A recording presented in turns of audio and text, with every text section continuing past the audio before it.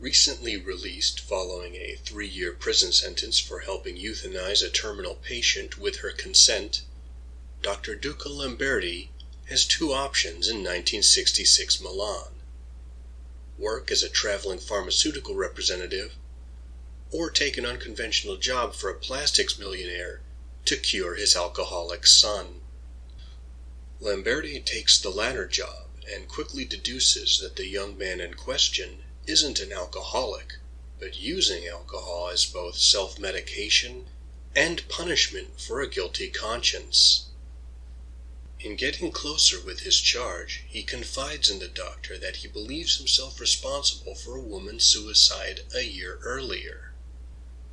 Together with the help of a detective who was once a partner to Lamberti's police officer father, and a young academic woman who was friends with the girl in question, the group uncovers suspicious details about the suicide that are connected with other deaths and disappearances of young women. Their clandestine investigation leads them into the dangerous world of prostitution, human trafficking, and murder that runs under the glamorous setting of Milan.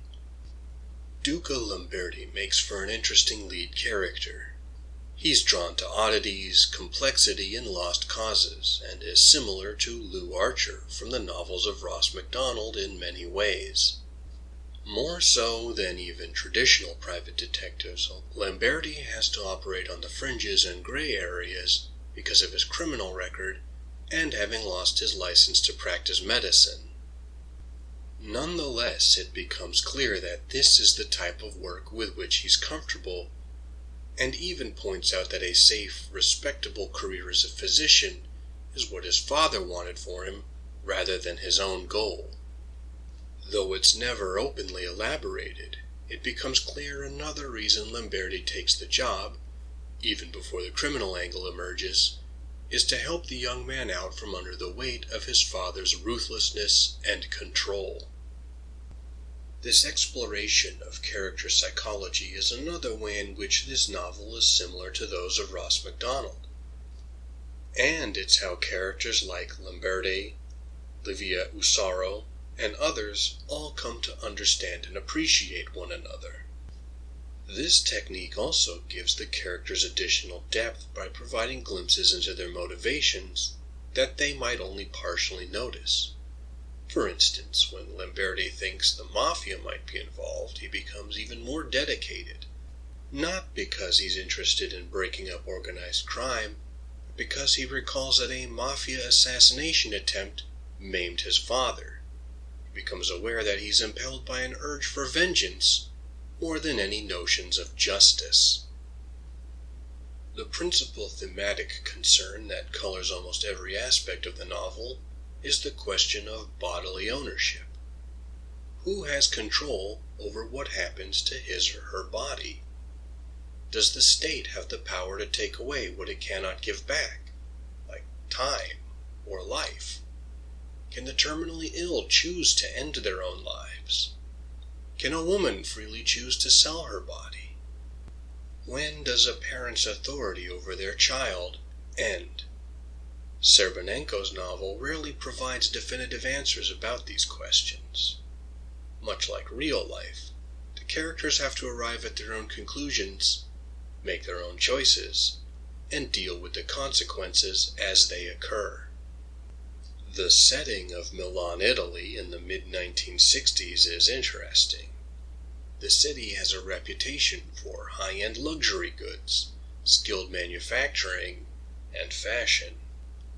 All this is underpinned by grime, sleaze, and sordid dealings, bringing to mind the 1930s and 40s Los Angeles found in Raymond Chandler's novels, where good weather, prosperity, and Hollywood glitz dazzled and distracted from the crime and corruption.